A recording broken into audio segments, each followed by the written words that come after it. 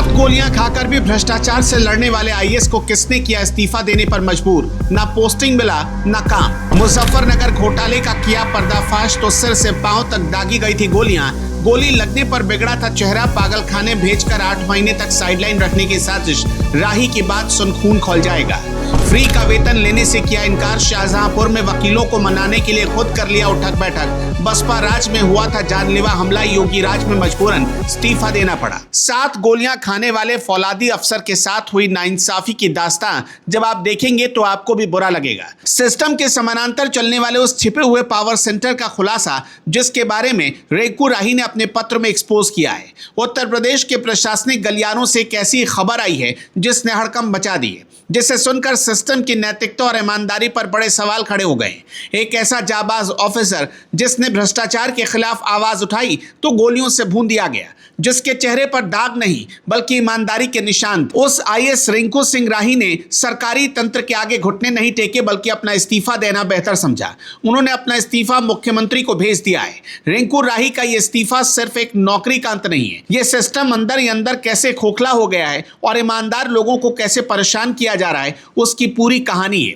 2022 batch के इस IAS officer ने अपने पत्र में जो आरोप लगाए हैं उसे सुनकर किसी भी स्वाभिमानी नागरिक का खून उबल जाएगा। रिंकू राही की कहानी किसी फिल्मी पटकथा से कम नहीं है। हाथरस के गरीब परिवार में जन्मे इस लड़के ने अभाव में अपनी पढ़ाई पूरी की और स्कॉलरशिप के दम पर बीटेक किया। 2004 में पीसीएस क्लियर करने के बाद जब 2008 में उनकी पहली पोस्टिंग मुजफ्फरनगर में जिला समाज कल्याण अधिकारी के तौर पर हुई तो उन्होंने वहां करोड़ों की छात्रवृत्ति और पेंशन घोटाले को बेनकाब कर दिया।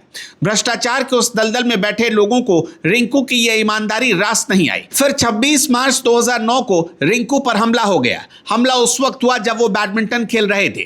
हमलावरों ने उन पर ताबड़तोड़ 7 गोलियां बरसा दी। ये समझ लिया कि रिंकू मर चुके हैं। 2 गोलियां उनके चेहरे पर लगी जिससे उनका जबड़ा बाहर आ गया और चेहरा पूरी तरह बिगड़ गया। उनकी एक आंख की रोशनी चली गई और एक कान ने काम करना बंद कर दिया। इतनी गोलियां खाने के बाद भी मौत रिंकू को छू कर निकल गई, क्योंकि उन्हें अभी और बड़े जंग लड़ने थे। अस्पताल से ठीक होकर लौटने के बाद उन्होंने आरटीआई के जरिए अपने ही विभाग से घोटाले की जानकारी मांगी तो सिस्टम ने उन्हें सूचना देने के बजाय पागल घोषित करने की कोशिश की। 2012 में जब वो अनशन पर बैठे तो पुलिस ने उन्हें उठाकर मेंटल हॉस्पिटल भेज दिया। तब प्रदेश में समाजवादी पार्टी की सरकार आ चुकी थी, लेकिन रिंकू का हौसला हिमालय से भी ऊंचा था। उन्होंने दिव्यांग कोटे से यूपीएससी की तैयारी की और साल 2021 में 683वीं रैंक लाकर आईएएस ऑफिसर बन गए। जिस सिस्टम ने उन्हें मारने की कोशिश की वो उसी सिस्टम का हिस्सा बनकर बदलाव लाना चाहते थे। लेकिन अफसोस कि आईएएस बनने के बाद भी इस जाबाज को वो सम्मान और काम नहीं मिला जिसके वो हकदार थे। शाहजहांपुर में एसडीएम पुवाया के पद पर तैनाती के दौरान उनका एक वीडियो वायरल हुआ था जिसमें उन्होंने वकीलों के विरोध के बाद खुद उठक बैठक लगाई थी। इस घटना के बाद उन्हें फील्ड से हटाकर राजस्व परिषद भेज दिया गया था और पिछले 8 महीनों से वो बिना किसी महत्वपूर्ण काम के सिर्फ वेतन ले रहे थे। रिंकू राही ने अपने इस्तीफे में बहुत गंभीर बात लिखी है कि उन्हें वेतन तो मिल रहा था लेकिन जनता की सेवा करने का कोई अवसर नहीं दिया जा रहा था। उन्होंने आरोप लगाया कि उन्हें हाशिए पर धकेल दिया गया और एक गरिमापूर्ण कार्य आवंटन तक नहीं किया गया। रिंकू अकेले ऐसे ऑफिसर नहीं है, बल्कि सूत्रों का कहना है कि उत्तर प्रदेश में कई और भी ऐसे ईमानदार अधिकारी हैं जिन्हें साइडलाइन करके रखा गया है ताकि वो भ्रष्टाचार के खिलाफ मुंह ना खोल सके।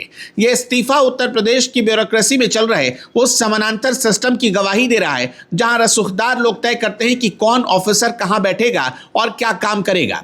एक ऐसा इंसान जिसने भ्रष्टाचार को रोकने के लिए अपना चेहरा तक गंवा दिया, उसे अगर काम न मिलने की वजह से इस्तीफा देना पड़े तो समझ लीजिए लोकतंत्र की हालत कितनी नाजुक है। रिंकू सिंह राही ने इसे नैतिक निर्णय बताया है क्योंकि वो घर बैठकर मुफ्त का वेतन लेने के पक्ष में नहीं थे। वो एक ऐसे योद्धा थे जिन्होंने गोलियों का सामना किया लेकिन सिस्टम के आगे घुटने नहीं टेके। क्या उत्तर प्रदेश की सरकार यह जवाब दे पाएगी कि रिंकू सिंह राही जैसे काबिल और ईमानदार ऑफिसर्स को पोस्टिंग क्यों नहीं दी जा रही थी?